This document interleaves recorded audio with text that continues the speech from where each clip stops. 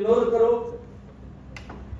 कार्रवाई हो तो कोर्ट पहुंचो, कोर्ट की फटकार लगाएं तो विक्टिम कार्ड झेलो, हर दिन नया झूठ बोलो, मोदी जी को गाली दो, देश को बदनाम करो, हिंदू धर्म को गाली दो, जम के घोटाले करो।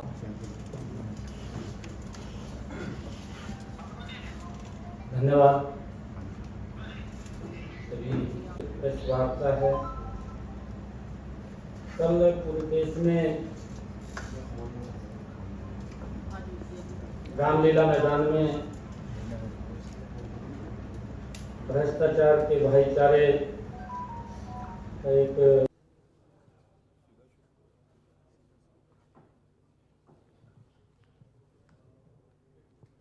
Silence please. सभी पत्रकार छायाकार बंधुओं का इस प्रेस वार्ता में बहुत बहुत स्वागत है। माननीय मुख्यमंत्री जी,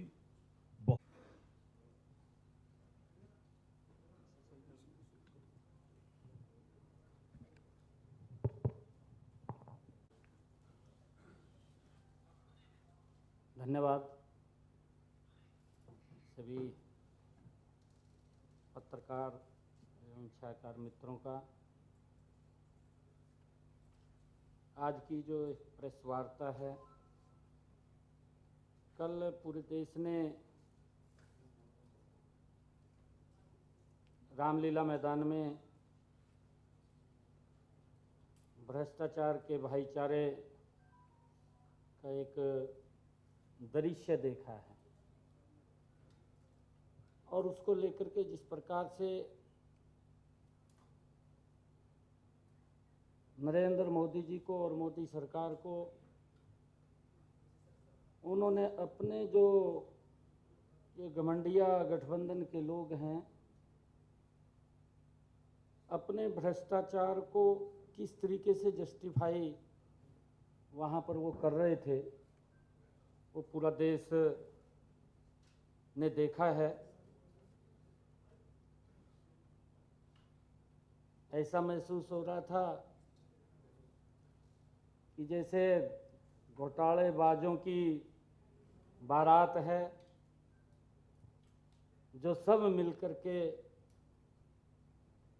देश को पहले भी लूटा है, आगे भी लूटने की तैयारी है। उनके भ्रष्टाचार पर चर्चा न हो, घोटाला अपना हर रोज बड़े चाव से करते हैं और ये भी चाहते हैं कि कोई एक्शन ना हो। ये गठबंधन जनबंधन नहीं, ये ठगबंधन है।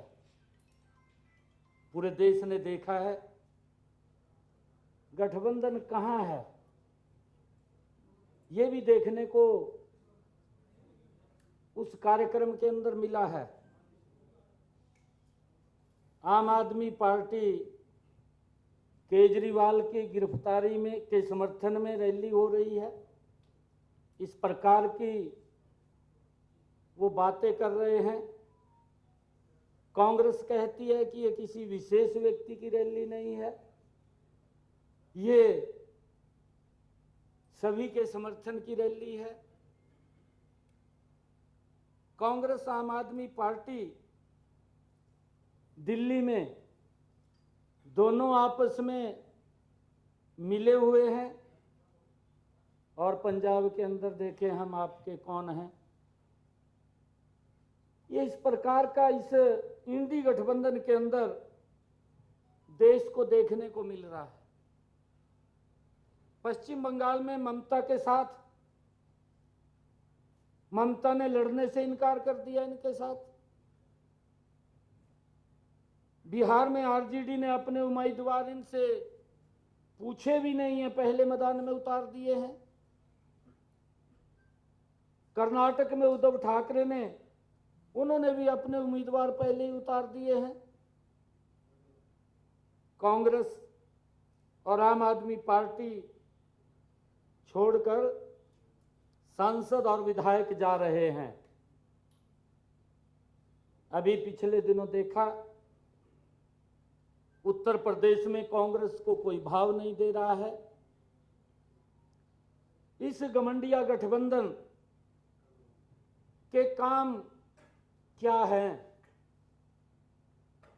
इनके काम हैं जितना हो सके लूटो, हर दिन नया झूठ बोलो,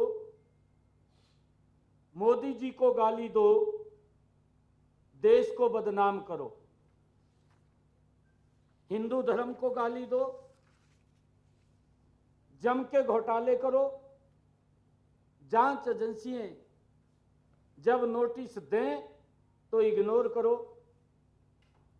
कार्रवाई हो तो कोर्ट पहुंचो, कोर्ट की फटकार लगाएं तो विक्टिम कार्ड खेलो, देश के लोकतंत्र पर खतरा बताओ, जनता को गुमराह करो, सारे चोर इकट्ठे हो जाओ, जोर जोर से बोलो, छाती पीट पीट कर बोलो, भ्रष्टाचारों को बचाओ।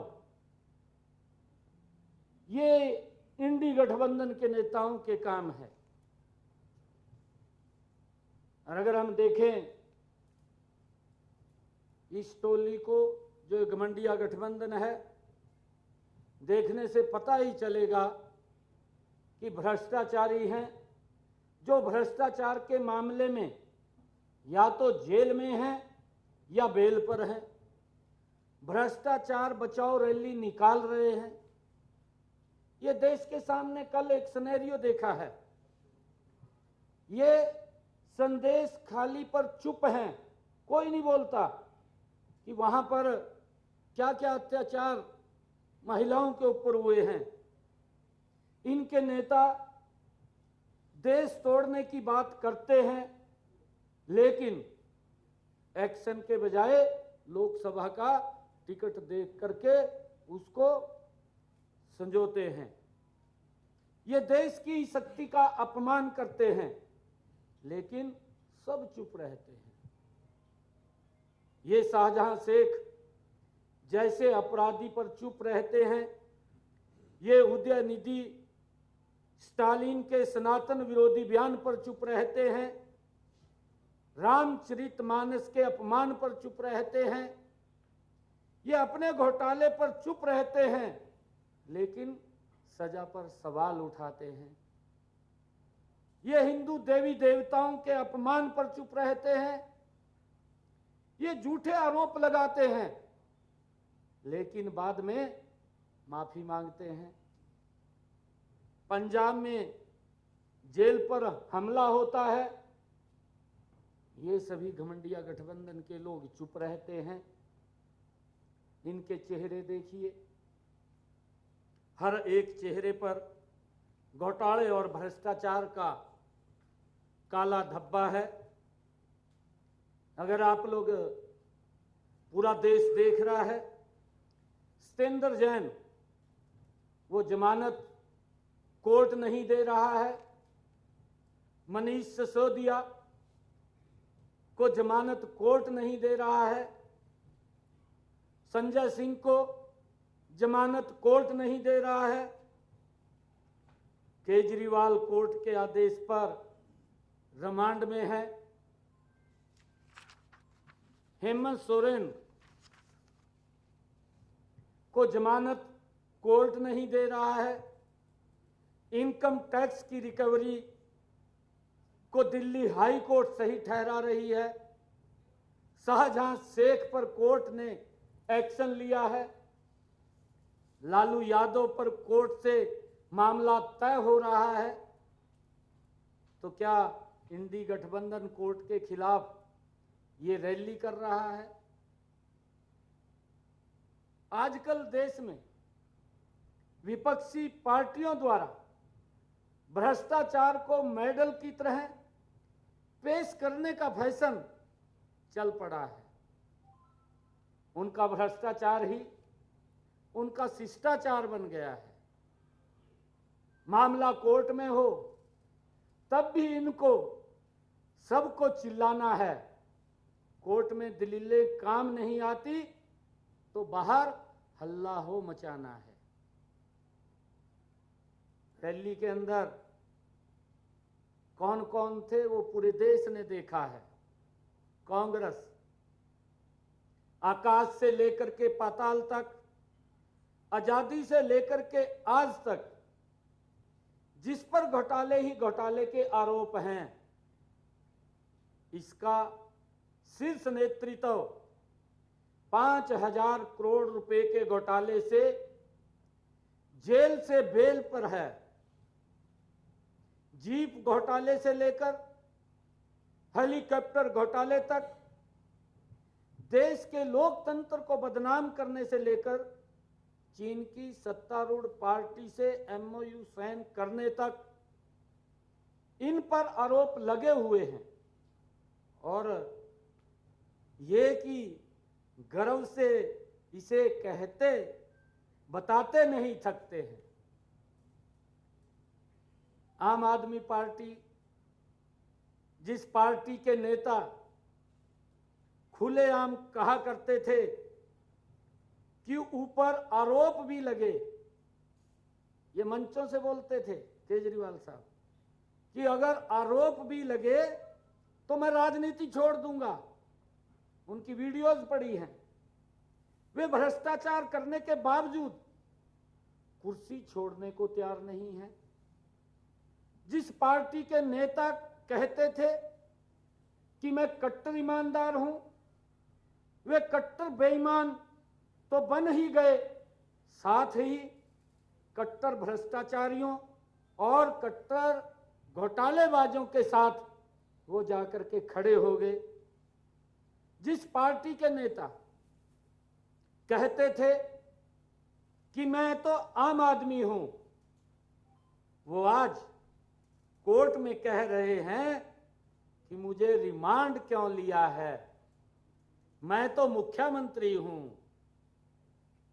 जिस पार्टी के नेता कहते थे कि हम गाड़ी बंगले नहीं लेंगे, वे काफिला लेकर के घूम रहे हैं, शीश महल का घोटाला कर रहे हैं। जिस पार्टी के नेता अपने बच्चों की सौगंध खाकर कहते थे कि कांग्रेस से समर्थन नहीं लूंगा, आज कांग्रेस के साथ मिलकर के चुनाव लड़ रहे हैं।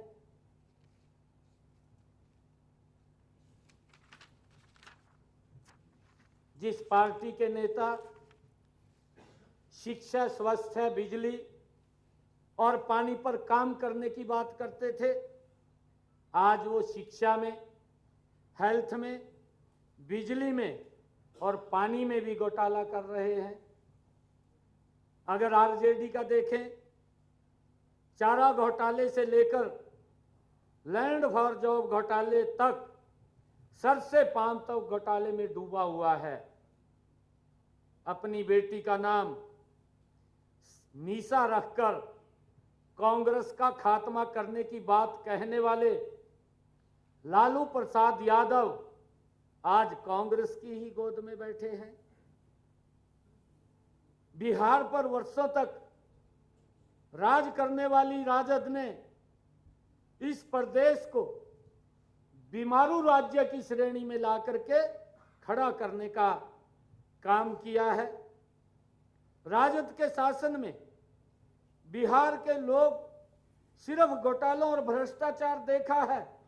चारा घोटाले में लालू प्रसाद यादव दोषी है ही, लेकिन लैंड फॉर जॉब घोटाले में भी उनके बेटे पर भी प्रवर्तन निदेशालय की जांच चल रही है।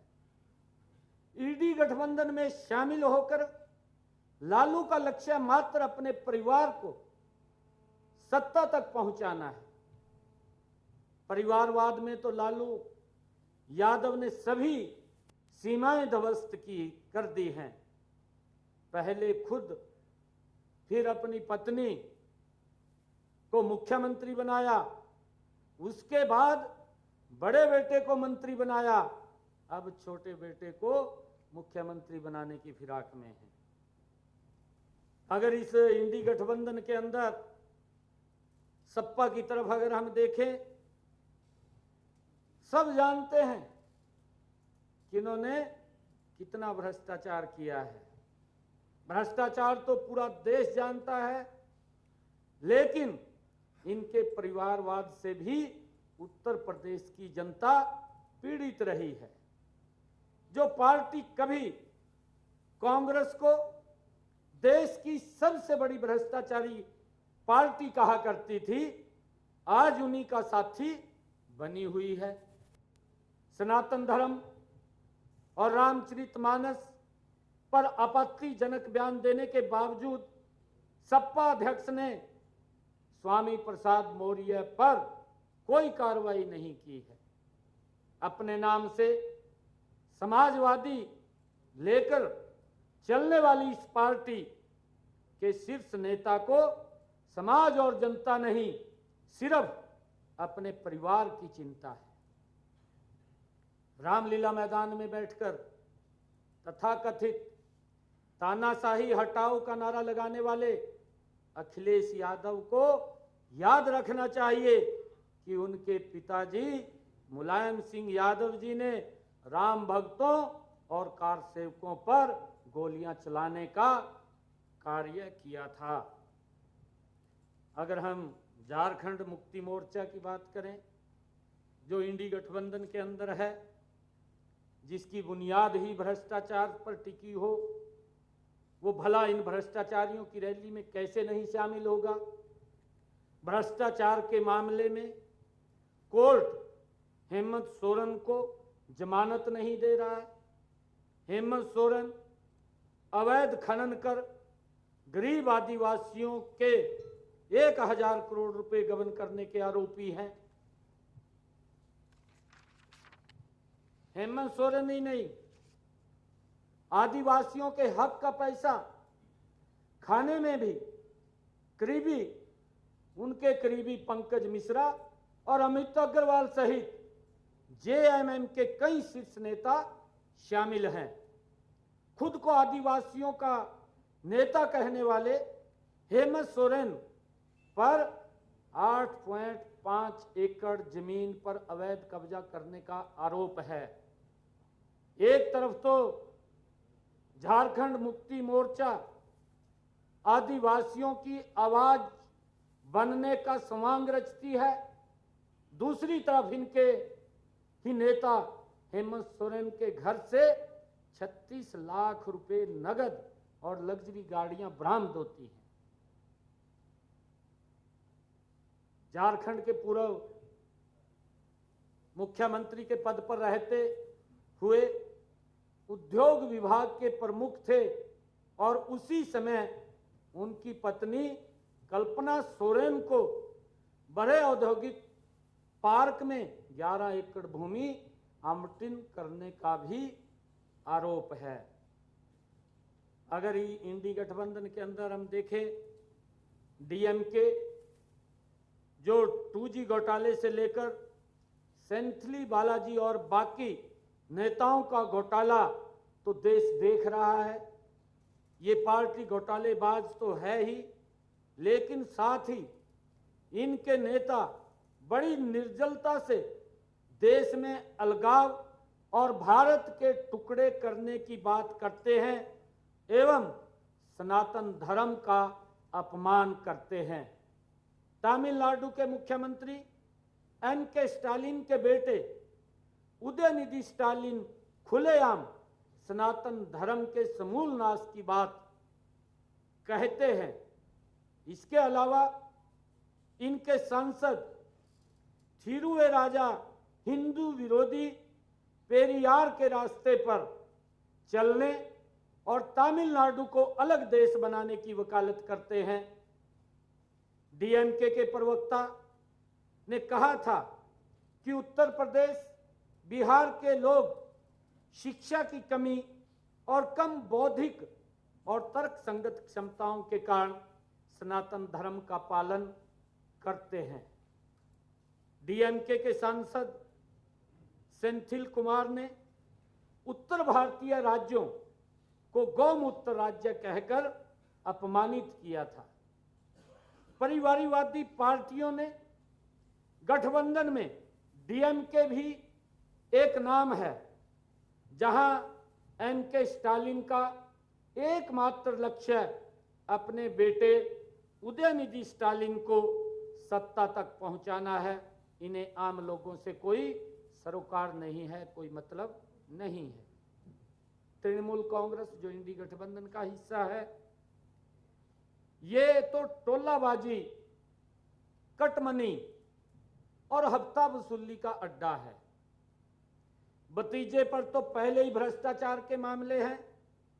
ममता सरकार में मंत्री भ्रष्टाचार में आकंठ डूबे हुए हैं, लेकिन फिर टीएमसी खुद को पाक साफ बताती है।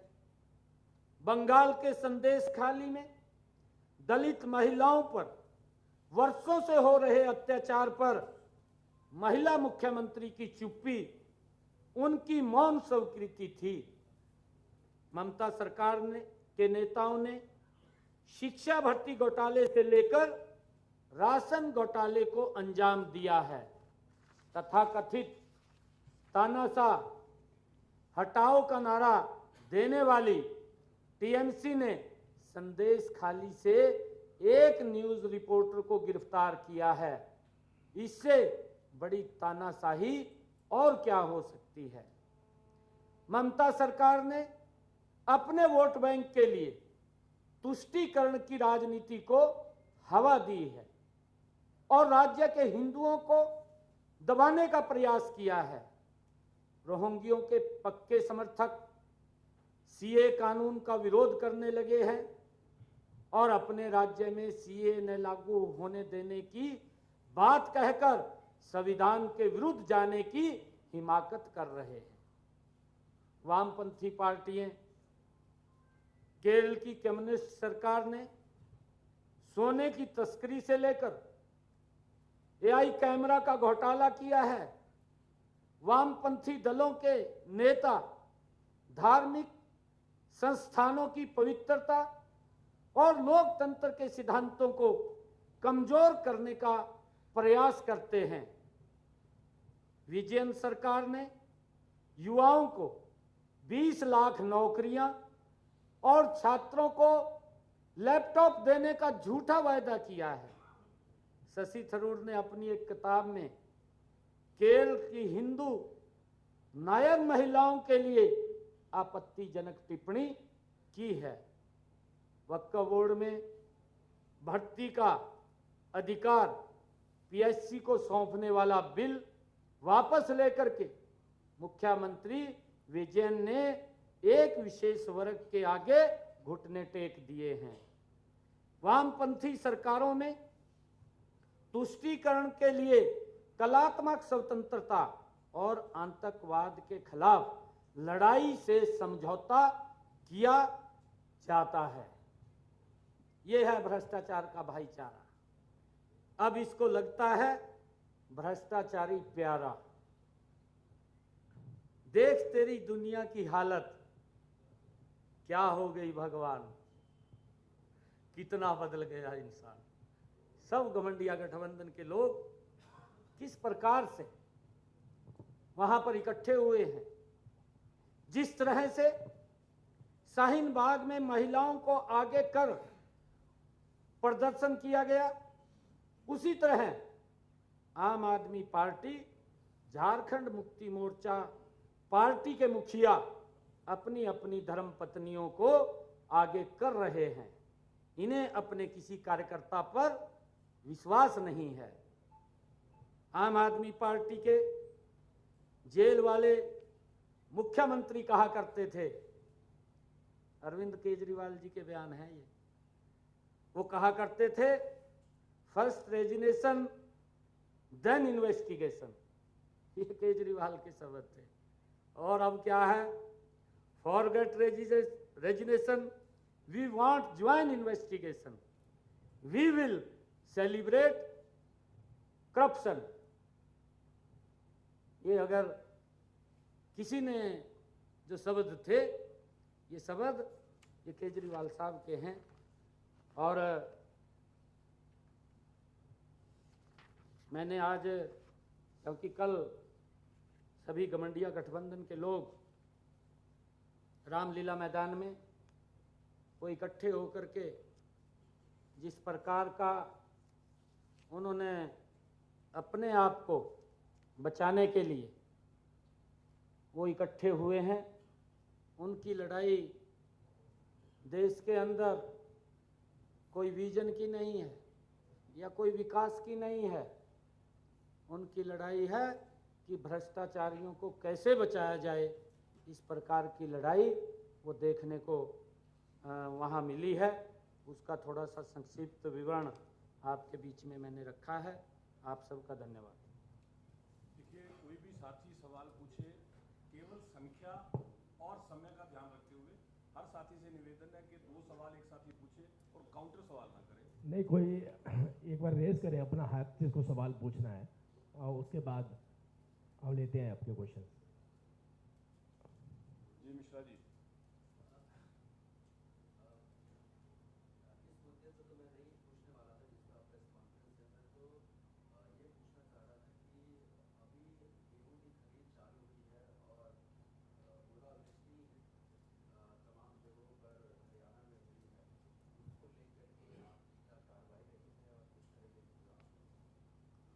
ओलावृष्टि को लेकर के हमने तुरंत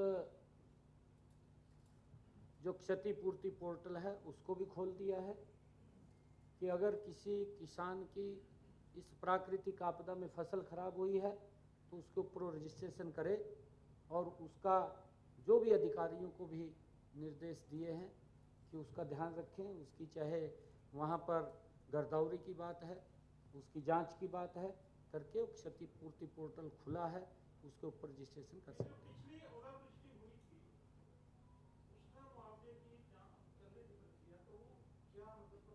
पीछे मुआवजा दिया है, अभी दिया है पीछे, मैंने ही जारी किया। हाँ गायत्री जी। पवन जी।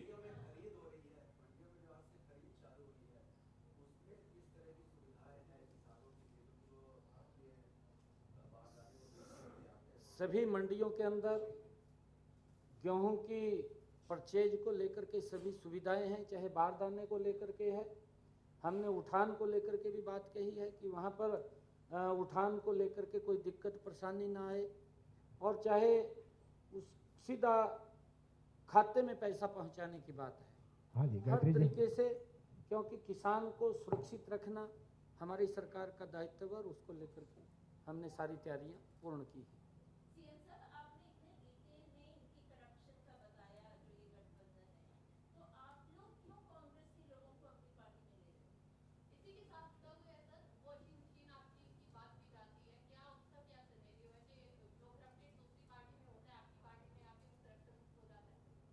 देखिए, ऐसा नहीं है जो आप लोग सोच रहे हैं, क्योंकि अगर कोई भ्रष्टाचार जिसने किया है, कानून उसके ऊपर अपने आप काम करेगा। कानून का कोई संरक्षण नहीं कर रहा। जिस प्रकार से 2014 से पहले कानून को ही दांव पर लगा करके कार्य किए जाते थे, परंतु आज अगर कोई भी व्यक्ति है, अगर कहीं उसके ऊपर कोई चार्जेस साबित हुए हैं तो कानून अपने आप काम करेगा, किसी को दबाया नहीं जाएगा। पवन जी, एक सेकंड।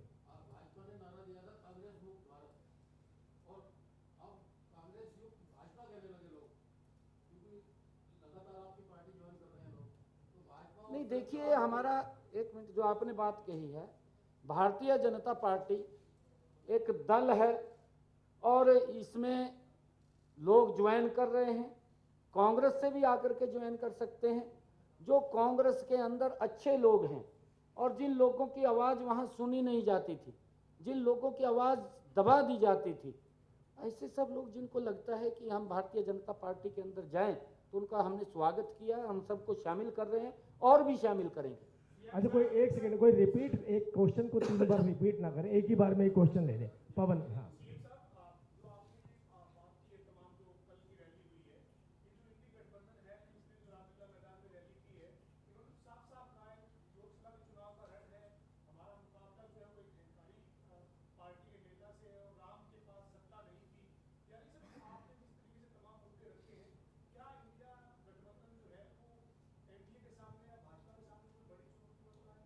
नहीं, देखिए विषय ये नहीं है, क्योंकि अहंकार कांग्रेस के अंदर था और वो अहंकार कांग्रेस को ले डूबा है। अब कांग्रेस कहीं दिखाई नहीं दे रही है। जिस प्रकार की उन्होंने भाषा वहां इस्तेमाल की है, वो पूरी की पूरी भाषा वो उनके ऊपर लागू होती है। नरेंद्र मोदी जी इस देश के विकास को लेकर के चिंता करते हैं और वो लोग भ्रष्टाचारियों को कैसे बचाया जाए उसको लेकर के वो काम करते हैं। मोर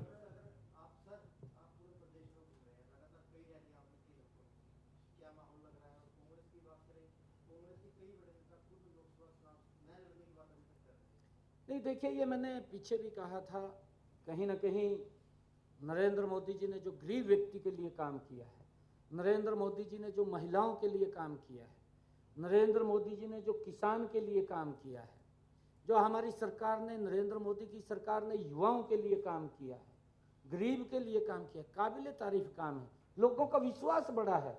आज अगर हम देखें, आज युवा का विश्वास बढ़ा है इस सरकार के प्रति, किसान का विश्वास बढ़ा है, आज महिला का विश्वास बढ़ा है, आज गरीब का विश्वास अगर किसी सरकार के ऊपर बढ़ा है तो नरेंद्र मोदी की सरकार के ऊपर बढ़ा है। और उसका परिणाम है कि उनको डर लग रहा है कि हम जाएंगे कैसे। कोई छोटा शासन नहीं किया। अगर मैं कहूँ 55 साल तक इस देश के ऊपर उन्होंने शासन किया है और 55 सालों के अंदर कांग्रेस को अगर आज वोट लेने के लिए गारंटी देनी पड़ रही है तो उस गारंटी के ऊपर आज देश विश्वास नहीं कर रहा। एक ही गारंटी के ऊपर विश्वास करता है, वो नरेंद्र मोदी की गारंटी है।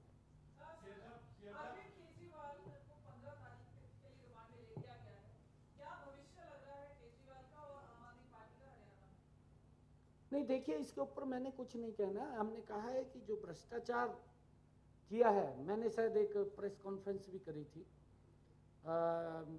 मेरे ऊपर भी यहाँ का जो इन्होंने एक व्यक्ति उतारा है, उसने कुछ बातें कही थी, वो पता नहीं किसके कहने से उसने कही थी, उसको जानकारी नहीं थी पूरी। उसने कुछ आरोप लगाए थे कि ये तो गायब रहा है। आप सब प्रमुख पत्रकार बैठे हैं, आपके भाई हर जगह बैठे हैं, कैथल में भी बैठे, कुरुक्षेत्र में भी बैठे हैं, अगर पुंडरी में जाएं वहाँ बैठे हैं, कलायत में बैठे हैं, राजौंद में बैठे हैं, पेहवा में जाएं, चीका में जाएं, कहीं भी जाएं। उन पत्रकार भाइयों से भी पूछ सकते हैं कि मेरा आना जाना कितना था, परंतु किसी ने उसको बोल दिया कि ये तो गायब रहा, ये 5 साल आया नहीं है, क्योंकि झूठ की राजनीति करते हैं। मैंने तब पत्रकार भाई पूछ रहे थे तो मैंने कहा था कि इसमें कौन सी आफत आ गई है कि अगर उसने भ्रष्टाचार किया है तो ईडी को बता दे, ईडी कोई कुछ थोड़ी कहेगी।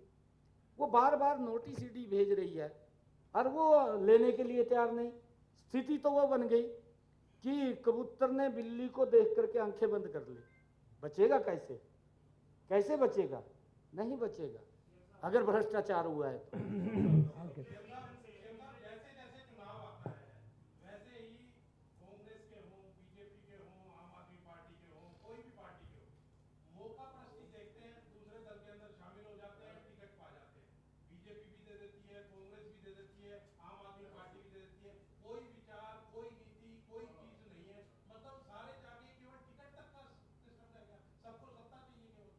नहीं, देखिए नरेंद्र मोदी जी के नेतृत्व के अंदर ये आम व्यक्ति भी इसकी चर्चा कर रहा है, दूर दराज बैठा हुआ भी व्यक्ति चर्चा कर रहा है कि देश बदला है, क्योंकि इन 10 वर्षों के अंदर धरातल के ऊपर काम नजर आए हैं।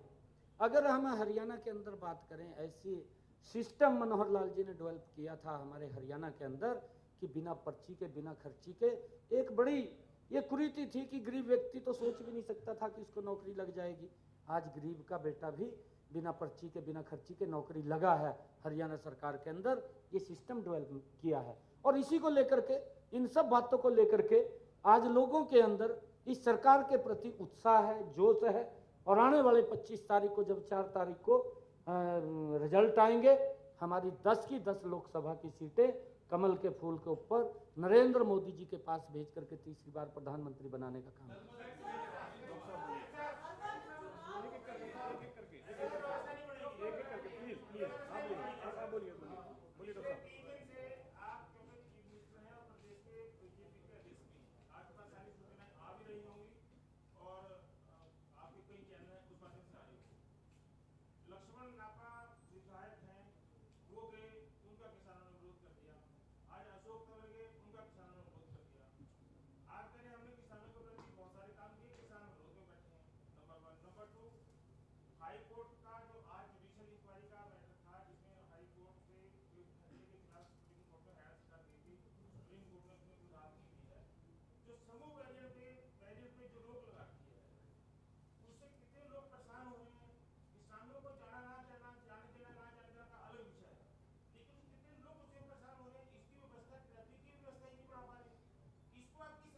नहीं देखिए, नहीं देखिए, मैं आपको एक बात और कहना चाहता हूँ, क्योंकि सरकार ने लगातार ये सारा का सारा विषय का इसका समाधान हो, और उसको लेकर के सरकार के लगातार मंत्री, कैबिनेट स्तर के मंत्री चंडीगढ़ के अंदर भी मुझसे वार्ताएं की हैं, जो हमारे जो किसानों के प्रतिनिधि जो आंदोलनरत थे, उन किसानों के मुखियाओं को बुलाया था, बुला करके उनसे बातचीत भी की है।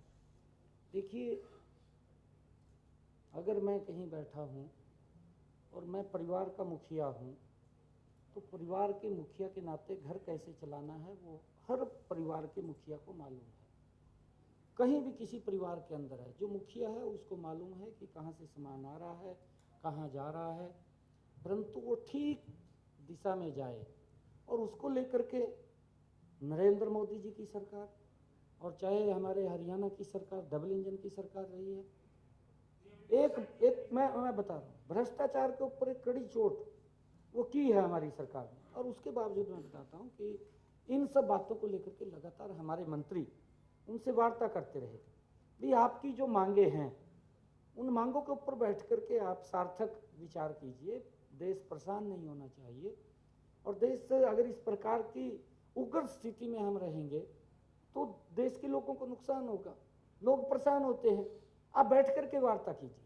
हमारे मंत्री आए, वार्ता की, अरे कुछ का समाधान आज हो जाएगा, कुछ का कल हो जाएगा, परंतु हमें धैर्य रखना चाहिए, ये धैर्य रखना चाहिए।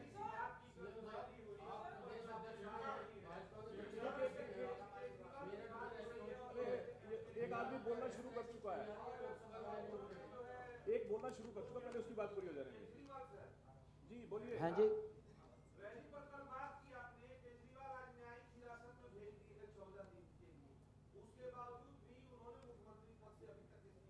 ये आप पूछिए ये क्यों नहीं दिया ये आपका बनता है पूछना।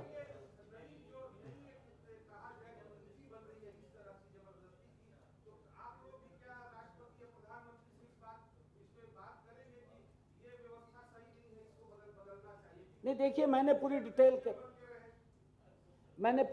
के अंदर बात रखी है। मैंने उनके बारे में भी बताया है, जो उन्होंने क्या क्या शब्द कहे थे, वो सारा विषय आपके बीच में।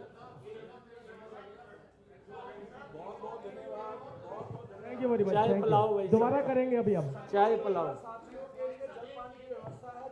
अलग अलग बैठ लेंगे।